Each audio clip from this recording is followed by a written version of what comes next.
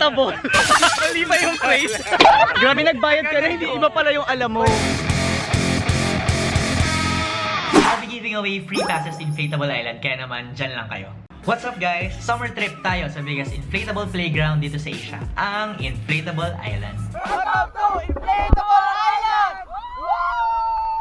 Pero bago yan, quick info muna na pwede nyo rin namang i-google. Located sa Subic, 3 hours away from Manila. Meron siyang iba-ibang obstacles like slides, swings, trampoline, and iba-iba pang mga naka-float sa water. Meron din silang Bali-inspired lounge na pwede kang mag-chill and sobrang Instagrammable talaga siya. Few steps away lang yung playground from the beach, pero since 8 basketball courts yung laki niya, talaga naman mag-extend siya further sa ocean and talagang kailangan mo ng life jacket. Let's go! Ayan, mag-start na kami. Malalim na agad siya. Thank you. Sobrang dulas niya. Ayun yung challenge, dapat walang malaglag. Sa una, mukha siyang mahirap, pero So nakikita po natin. So nagbayad po kami para pahirapan kami ng ganito. Hindi ko talaga kaya. 2 days na po kami dito. Ay!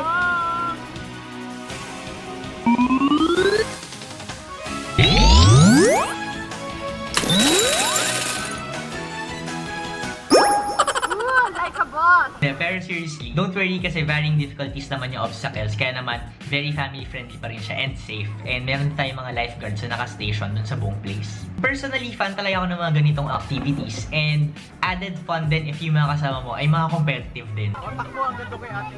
Takbo!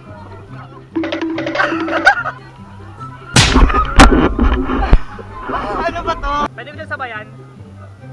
Okay, labanan ako. Kung wala ka nang maintindihan.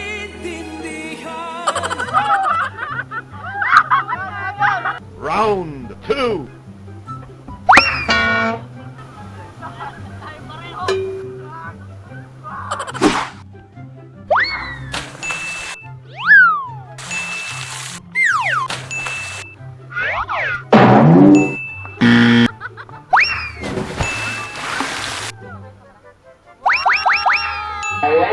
Hoy, ang sabi, suwi sa laban!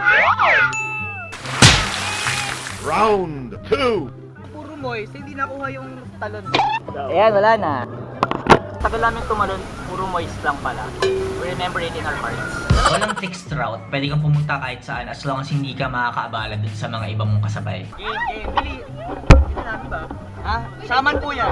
Shaman. Oo. Hoy, kaya ba? Sayang ka siya. Sige, para mag-experience yun ng totoo. Ayan.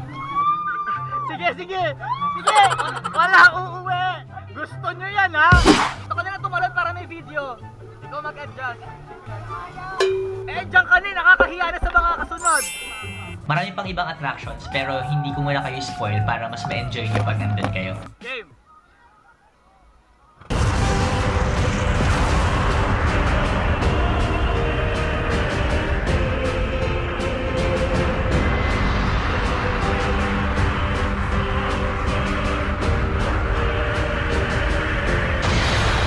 Yun na yun? Gusto ko ba? At saka hindi sila ganun nagpapalayas talaga. Parang okay lang nakalutang tayo. Kasi hindi kita yung armbands natin na ganun. Pag may nalaglag, hindi na siya aahon. Aahon niya, iba na yung armband niya. Modus. Dahil we just reached another YouTube milestone, 500,000 subscribers, 10 million channel views. 500 subs lang pala, tsaka 10k. 500 subs, 10k channel views.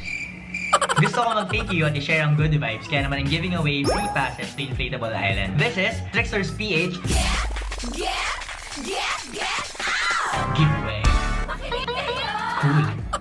How to join? Step 1. Subscribe to my channel. Step 2. I-comment below ang inyong sagot sa tanong na on a scale of Lisa Sheda Season 1 to 26, gaano mo ka-deserve ang manalo and why? Oy, no joke. Totoo yun talaga. I'll pick 1 subscriber to win 3 splash passes to Inflatable Island. Meron siya kasamang 2 hours of playtime sa Inflatable Island and whole day entry sa Samba Beach and usage ng Floating Zoo and Bali Lounge. Pwede niyong isama sila best or yung mag-shotahan yung best. Or kung dalang-dala ka na sa pagka-drawing nila, 3 beses ka mag-ulit-ulit. Or why not isama niyo ang family niyo because Oh, my family. My family.